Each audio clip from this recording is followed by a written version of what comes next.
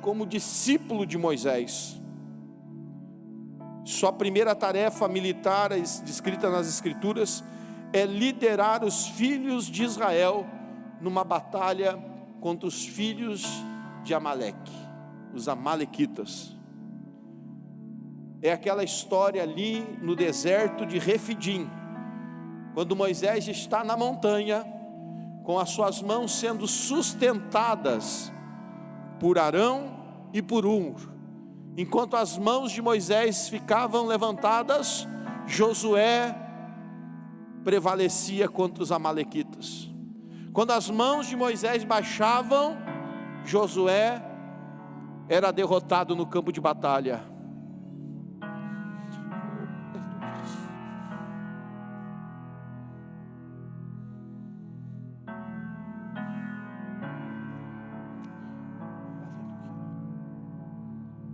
Como é importante ter alguém com as mãos levantadas para a nossa vida, irmão. Como é importante ter uma mão que esteja levantada sobre a nossa vida, intercedendo. Como é importante o clamor de alguém pela nossa vida, irmãos. Eu quero dizer para você, filho que está aqui, muitas vezes você não tem caído, porque tem uma mãe com a mão levantada por você, que tem pedindo a misericórdia, a graça de Deus. Filho, quem sabe você ainda não foi ceifado, quem sabe você ainda não se perdeu, porque tem uma mão que está levantada diante do Senhor, dizendo: Deus tem misericórdia do meu filho, Deus tem misericórdia da minha filha, Deus tem misericórdia, Deus tem misericórdia, Deus tem misericórdia. Oh, aleluias. A importância de uma mão que se levanta clamando sobre nós. E a Bíblia nos diz que enquanto as mãos de Moisés estavam levantadas, Josué prevalecia. Oh, aleluias. A Bíblia nos narra que Josué foi um dos espiões da terra de Canaã. Juntamente com Calebe, ele passou 40 dias espiando aquela terra. E foi juntamente com Calebe os únicos que disseram com fé que o Senhor os daria a terra de Canaã. Foram os únicos que, junto com Calebe e Josué, que disseram que o Senhor entregaria as cidades fortificadas nas mãos dos filhos de Israel. Por causa disso, Josué e Calebe, quero dizer uma coisa para você aqui nessa noite, irmãos. Às vezes parece que a circunstância da vida, às vezes parece que os momentos que nós vivemos, parece que serão impossíveis de serem solucionados, parece que serão impossíveis de serem transpassados. Mas se você tem uma promessa de Deus, se você tem, irmãos, uma palavra de Deus, irmãos, fique firme na palavra, fique firme na promessa, não desista, porque quem prometeu foi o Senhor. Aleluias. E por causa de Josué e Calebe não desistirem da palavra de promessa de Deus, irmãos, eles foram os únicos. Preste atenção aqui que eu vou falar para você. Dos 600 mil homens que saíram a pé do Egito, 600 mil homens, irmãos, incluindo Moisés, somente Josué e Calebe colocaram os pés dentro da terra da promessa. Sabe por quê, irmãos? Porque eles não se apegaram àquilo que eles enxergavam com seus olhos, mas eles abraçaram a promessa. Eles abraçaram a promessa de Deus e não desistiram da promessa, mesmo que diante dos seus olhos a conquista de Canaã, irmão, porque se você olhasse humanamente, Canaã, como Josué e Calebe e os outros 10 espias olharam, irmãos, para aqueles homens era impossível conquistar Canaã. Se eles olhassem com os olhos humanos, carnais, eles diriam: não tem como, esta terra tem gigantes, essa terra tem cidades fortalecidas, esta é uma terra que devora os seus habitantes. Para nós, humanamente, é impossível conquistar essa terra. Mas Josué e Calebe, eles olharam com os seus olhos da fé, eles olharam com fé, eles não olharam com a vista humana, eles disseram: nosso Deus nos entregará aos habitantes de Canaã como pedaços de pão, como pães esmigalhados. Irmãos, escolha ficar firme na promessa, e você vai viver coisa que os outros não vão viver. Encerrando um pouquinho aqui sobre a história de Josué, nós aprendemos, querido, que Josué, ele se transforma no sucessor de Moisés, com a grande responsabilidade de conduzir o povo à conquista. Não há casos para Deus. Deus escolhe um coração que tem fé. Deus escolhe um coração, irmãos, que acredita. Irmãos, eu não preciso ser o mais capacitado dos homens. Eu não preciso ser o mais inteligente dos homens. Eu não preciso ser o homem mais instruído que existe na terra para Deus fazer coisas tremendas. Eu só preciso ser um coração que acredita, que obedece e que se coloca à disposição. Eis-me aqui, Senhor. Eis-me aqui, Senhor.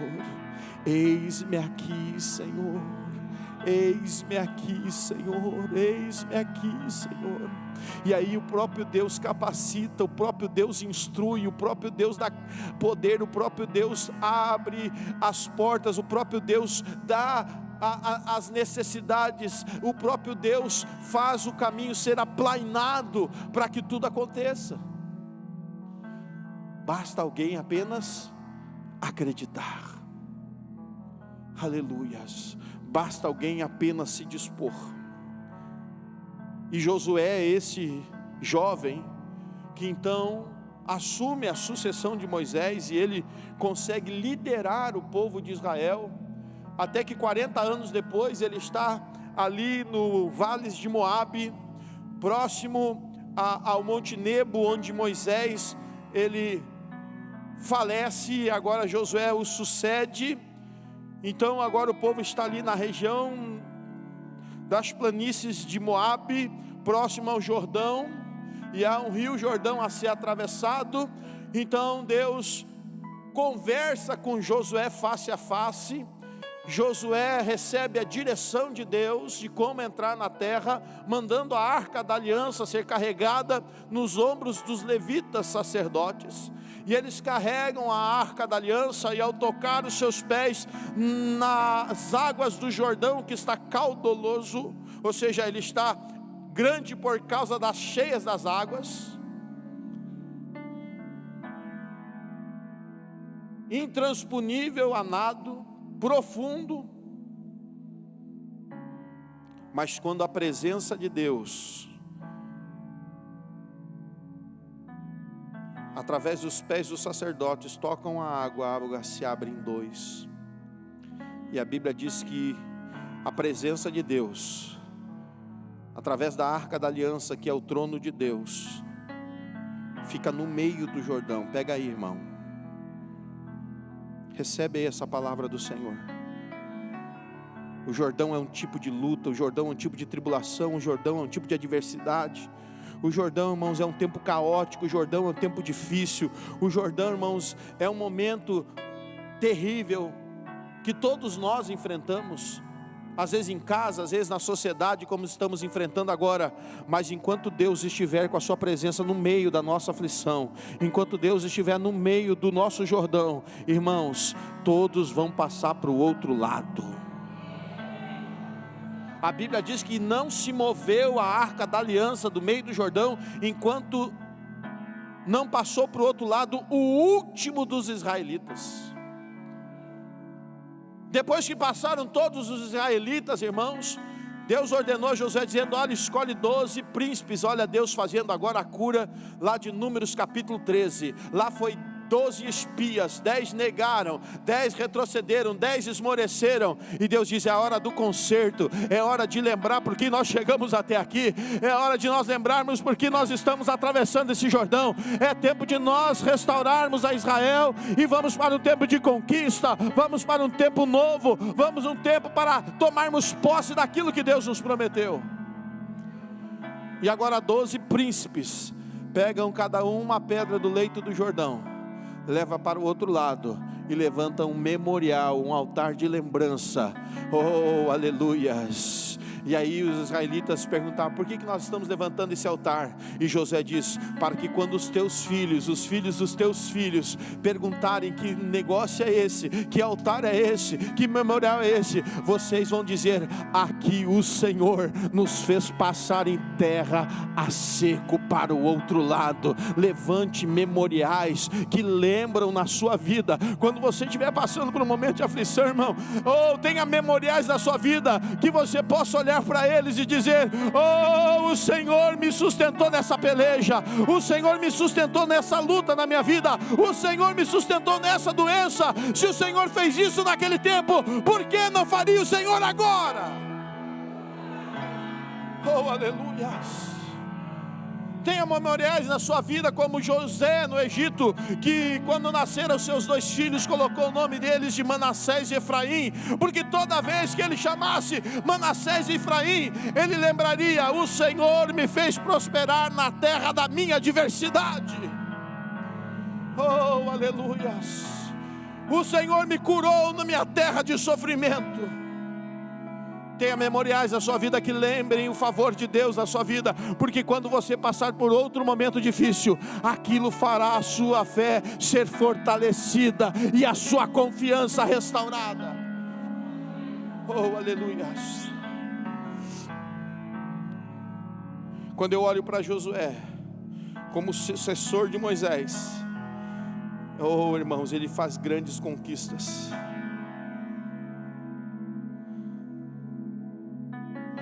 Mas quando eu olho para a Bíblia em Josué capítulo 24, eu vejo, irmãos, que o tempo do sossego é muito perigoso. O tempo, irmãos, que quando nós sossegamos, quando a terra sossega, quando nós paramos de batalhar, quando nós paramos de lutar, quando nós paramos, queridos, e o tempo do sossego ele vem, ele é muito perigoso. E o tempo do sossego veio, as conquistas terminaram. Até Caleb já havia conquistado com 85 anos a herança que Deus prometera para ele. Caleb, quando ele chega com 80 anos de idade, ele está agora entrando na terra da promessa, e ele começa a se maravilhar com a graça do Senhor para eles conquistarem. E ao começarem as conquistas, Caleb passa ainda 5 anos lutando as lutas dos outros. Caleb passa 5 anos conquistando a herança para os outros. Mas quando ele alcança 85 anos, ele chega para José e diz: José, a gente precisa conversar. José, há 40 anos atrás, você lembra quando nós espiamos a terra lá em Cades Barneia?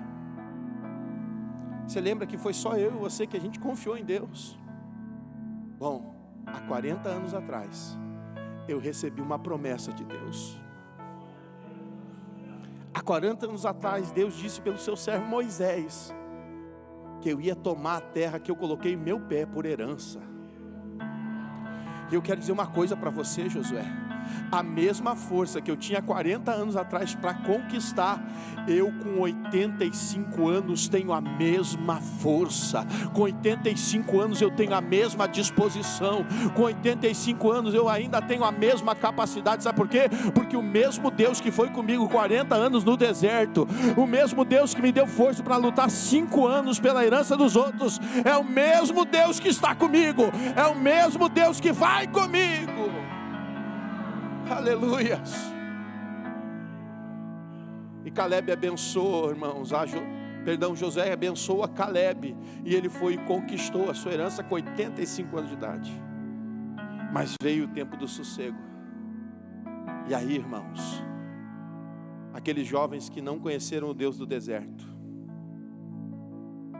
aqueles jovens que não ouviram e não presenciaram, e muitas vezes seus pais falharam de cumprir os mandamentos de Deuteronômio capítulo 6. Você pode abrir para mim aí, Amanda? Deuteronômio capítulo 6, o versículo 6 e 7 tem uma ordenança de Deus. Olha o que está escrito aqui. E estas são as palavras que hoje te ordeno, estarão no teu coração. Deus fala com o povo de Israel através de Moisés no deserto. Versículo de número 7. E intimarás a teus filhos, e delas falarás assentado na tua casa, andando pelo caminho, deitando-te, levantando-te. 8. E também a atarás por sinal à tua mão, e te serão por testeiras entre os teus olhos. 9. E as escreverás nos umbrais da tua casa e nas tuas portas. 10. Havendo-te, pois, o Senhor teu Deus introduzido na terra que jurou a teus pais, Abraão, Isaque, Jacó, te daria, aonde há grandes e boas cidades que tu não edificastes, casas cheias de todo bem que tu não enchestes, poços cavados que tu não cavastes, vinhas e olivais que tu não plantastes, e quando comeres te fartarás. 12. Guarda-te, guarda-te, guarda-te,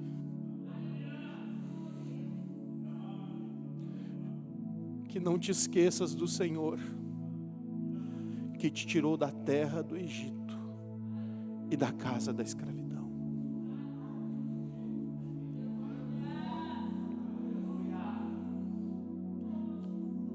Quanta gente, irmãos, que viviam tempos difíceis. Eu não vivo de saudosismo, irmãos. Não vivo de saudosismo. Acho que saudosismo não é bom para a nossa alma. Mas tenho saudade de algumas coisas. Confesso para os irmãos que às vezes eu tenho saudade de quando a maioria dos irmãos dessa igreja tinha bicicleta e não carro. E nós íamos ali para os cultos do auditório, do tabernáculo, e era aquele bando de bicicleta encostado uma na outra. E os irmãos não faltavam culto. Me lembro que no tabernáculo tinha até uma charrete prendida. O irmão chegava lá com o cavalo, soltava o cavalo e deixava o cavalo pastando dentro da valeta. Irmão, sou do tempo da valeta, sou guri de vila.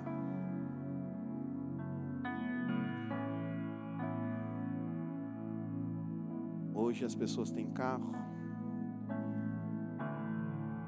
conforto, uns nem casa tinham, irmãos.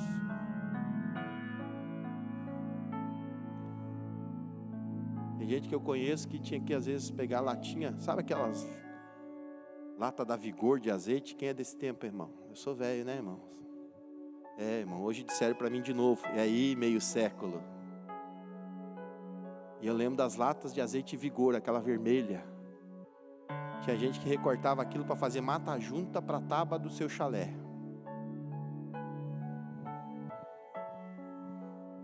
Aí o Senhor te fez entrar numa casa, o Senhor te fez entrar num carro,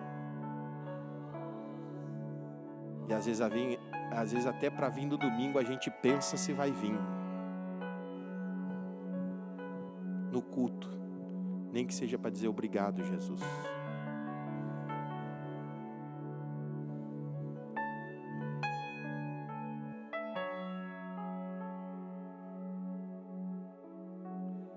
O tempo do conforto é muito perigoso, irmãos. O tempo do sossego. E aquela geração se esqueceu de Deus. E começaram a adorar os deuses estranhos. Começaram a servir outros deuses. Mas graças a Deus, irmãos, que no meio de tudo isso sempre tem um Josué. sempre tem um Josué que diz: não, não, não, não. E é interessante, irmãos, que essa aqui, eu poderia até chamar de teologia do compromisso. Do compromisso com Deus. E a declaração de Josué, irmãos, não é apenas uma escolha pessoal, é a escolha do líder de uma casa. Não, vou repetir, irmãos, porque muitas vezes a gente fica com essa ideia: não, a salvação individual, então que cada um escolha se quer salvo, se quer ser crente seja, que não sei o que cada um, não, irmãos, aqui você não está vendo a escolha pessoal, você está vendo a escolha de um líder.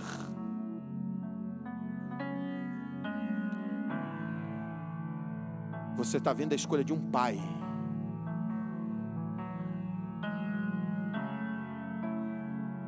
Você tem a liberdade, você tem a escolha, você tem o livre-arbítrio,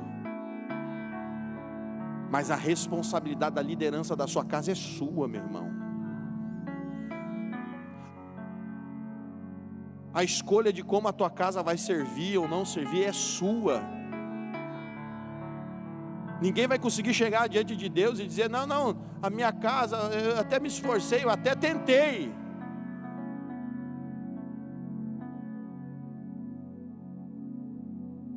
Se você prestar atenção no texto, você vai ver que Josué está falando com os líderes. E ele está dizendo para eles, dando a mesma escolha que Jesus dá em Lucas capítulo 9, versículo 23. E eu tenho certeza que todos sabem de cor esse texto, não precisa nem eu citá-lo aqui no telão e ler para você, porque todos nós conhecemos que está escrito em Lucas 9, 23, está escrito: se alguém quer vir após mim, negue-se a si mesmo, tome cada dia a sua cruz e siga-me. Isso é a liberdade de escolha que Jesus nos dá, assim como Josué chega aqui e diz: olha, se parece mal aos vossos olhos. Josué está falando com as pessoas? Não, Josué está falando com os líderes. Josué está falando com os pais. Josué está falando com o chefe das suas casas.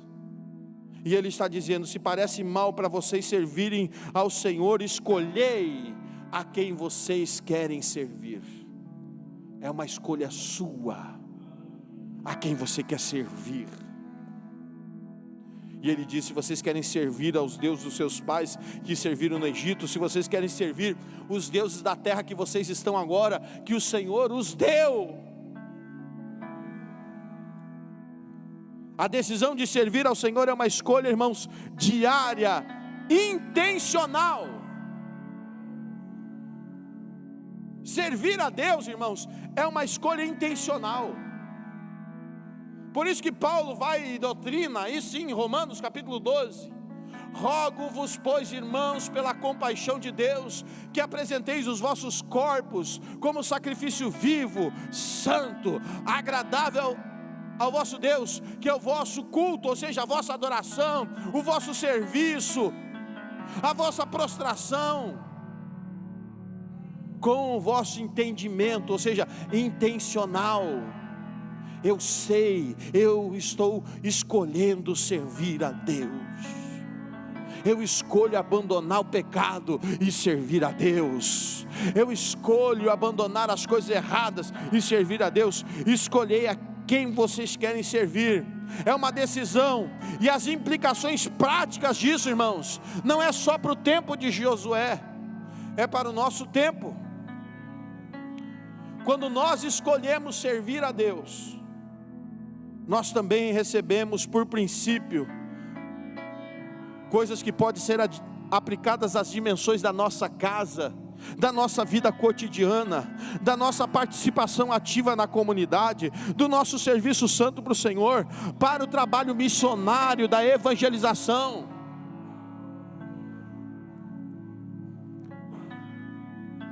Irmãos, nós temos um grande problema nosso aqui no Rio Grande do Sul. Qual é, pastor?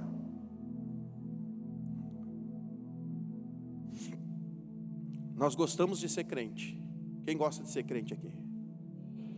Tem uns que estão indecisos ainda. Vou perguntar de novo: quem gosta de ser crente aqui?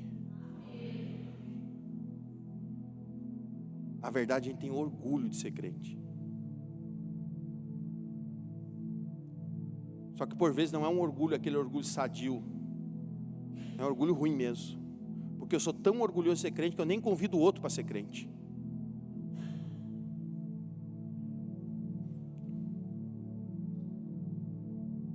Responda para você.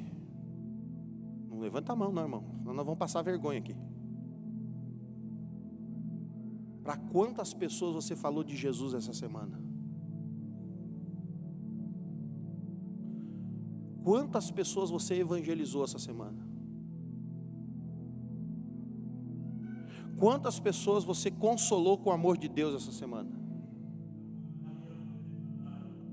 Para quantas pessoas você levou a palavra do evangelho essa semana? A gente não evangeliza aqui no Sul, irmão.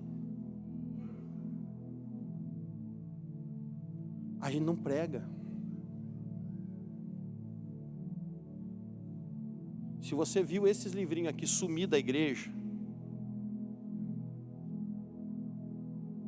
você viu esses livrinhos aqui sumir da igreja, eu vou me arriscar aqui, talvez eu esteja errado, me perdoe. 90% foi o irmão Paulo que distribuiu, está ali, ó.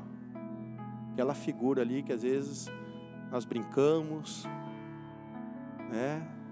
Agitamos ele. Aquela figura ali, irmãos, dessa igreja, distribuiu a maioria desses livrinhos aqui.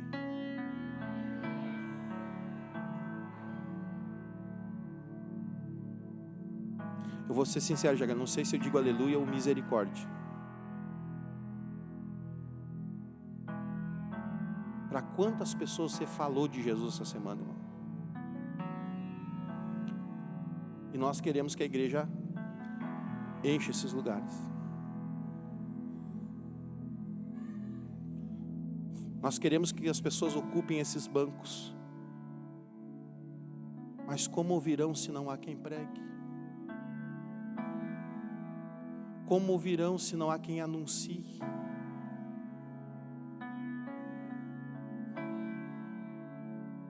E a gente fica com esse orgulho de ser crente. Eu sou crente. E o estado do Rio Grande do Sul se transformou no estado com o maior número de centros de espiritismo do Brasil. O estado do Rio Grande do Sul é uma coisa estranha, irmãos, porque os crentes aqui não pregam. A gente não faz proselitismo. A gente não traz as pessoas para a igreja. E aí a gente tem a maior mesquita islâmica do Brasil. Você sabia disso? No Chuí. Linda, irmãos. Pensa num lugar lindo. Nós temos o maior centro de Umbanda em Viamão do Brasil. Nós temos aqui no Arroio do Padre um dos maiores centros de budismo do Brasil. Você sabia disso? No Arroio do Padre, irmãos. Nós temos um governo comprometido com as causas antibíblicas.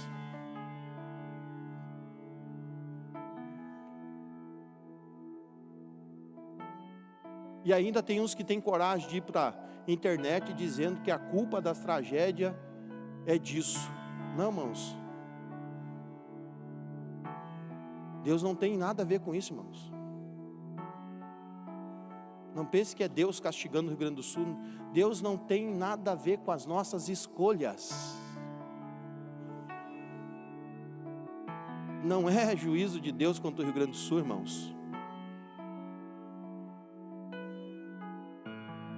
É culpa das escolhas do homem. Assim como eu escolhi não pregar, você escolheu não pregar. Eu escolhi não falar, você escolheu não falar. Quem é que você convidou para vir no culto hoje?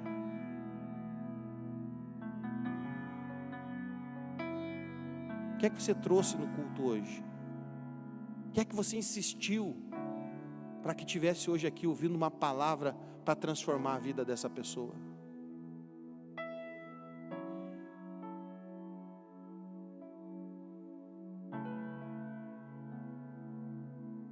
Palavra dura, pastor. Mas se a gente quer avivamento, irmã Flávia, O avivamento maior que existe, irmãos, tem 2 frutos. E não pense você que é. Isso não é avivamento, irmãos. Pode fazer parte, mas não é avivamento. Qual que é, pastor? Os 2 maiores frutos de um avivamento, você pode ler em todos os grandes avivamentos da história, é o povo se arrependendo dos seus pecados, dizendo: Deus, tem misericórdia das minhas iniquidades, perdoa-me, Senhor, me lava no teu sangue, Senhor, me perdoa, Senhor, porque eu pequei contra ti, Senhor, me perdoa, Senhor, purifica-me. Este é um dos grandes frutos do avivamento, irmãos, é o povo reconhecendo as suas misérias, reconhecendo os seus pecados. E o segundo, pastor, é a alma se convertendo, se rendendo aos pés de Cristo, é a igreja se enchendo, é pessoa sendo batizada nas águas. E isto, irmãos, é o que produz um verdadeiro avivamento.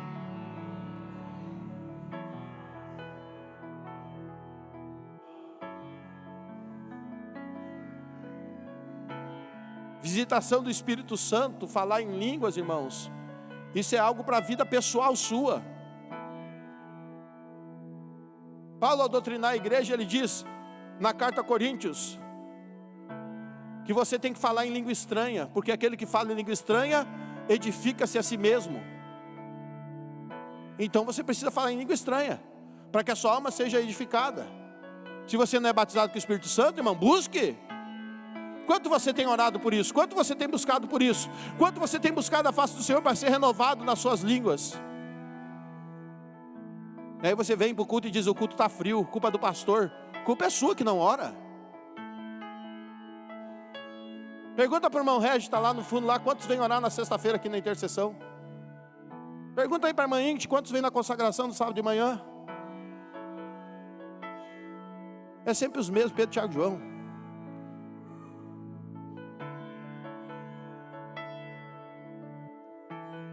E aí a gente quer ser uma igreja cheia do Espírito Santo. Deus levou para esse lado, irmão, vou indo.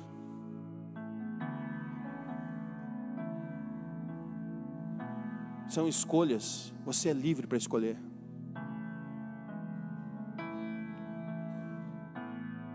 Você é livre para escolher. Irmão, sabe qual é o segredo de mulheres e homens que impactaram a sua história? E a gente acha que é o pastor da igreja? Não, irmão, são pessoas simples que estão aí sentadas no banco. Deus quer usar você. Deus quer me usar, mas quer usar você. Quem está entendendo, diga amém.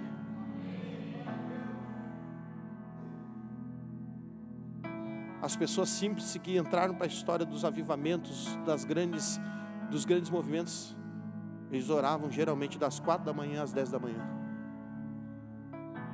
Eles oravam das 4 às 5, das 4 às 6, das 4 às 8. Oravam. Quem estava no culto sexta-feira, aquela irmãzinha lá, até esqueci o nome dela. Deus usou ela lá, irmãos. Eu fui orar por ela, ela orou por mim. E ninguém sabia, irmão, estava com uma dor aqui no meu peito, assim, uma dor estranha. Tenho feito alguns exames. E eu fui orar por ela, não todo empolgado, porque eu sou empolgado para orar mesmo, né? Ia botar a mão na cabeça dela, orei por ela, ela disse que estava precisando mesmo da oração, mas quando eu parei de orar, ela começou a orar por mim. Está ali, irmãzinha ali, ó, lá do Rio Grande, que teve que sair da sua casa, porque está na área do risco lá em Rio Grande, veio se abrigar aqui com os familiares, e ela disse: eu estou vendo Deus tocar nesse seu lado aí, ó.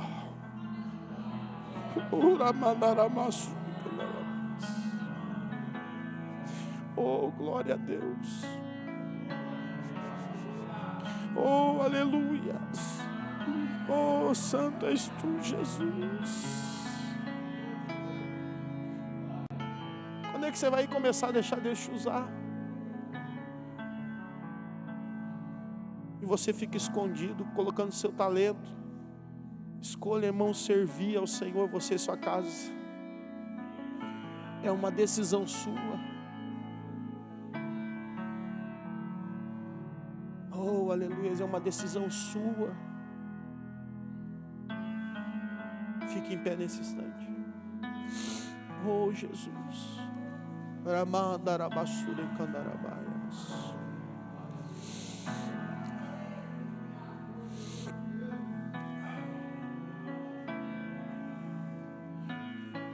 Aleluias.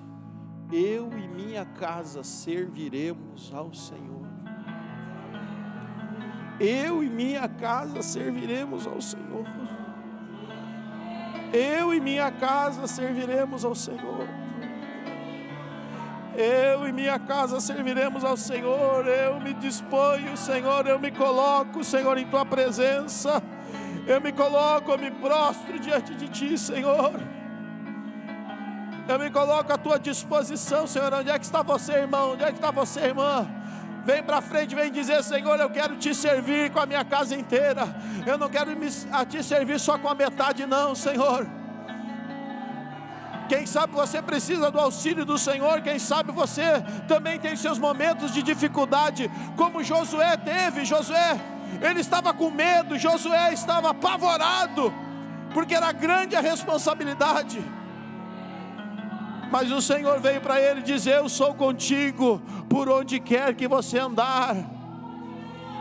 Ei, Josué, não te desvia nem para a direita nem para a esquerda. Deixa Deus usar você não só para a sua casa, irmãos. Deixa Deus usar você onde você anda. Deixa Deus usar você no trabalho. Vem dizer para Deus: Deus, eu quero me colocar à Tua disposição, Senhor. Tenha coragem, irmão, de dizer, venha à frente e dizer para o Senhor: Senhor, eu quero me colocar à Tua disposição. Eu quero me colocar diante de Ti, Senhor, meu Deus. Não importa a idade que você tenha, Deus quer usar você.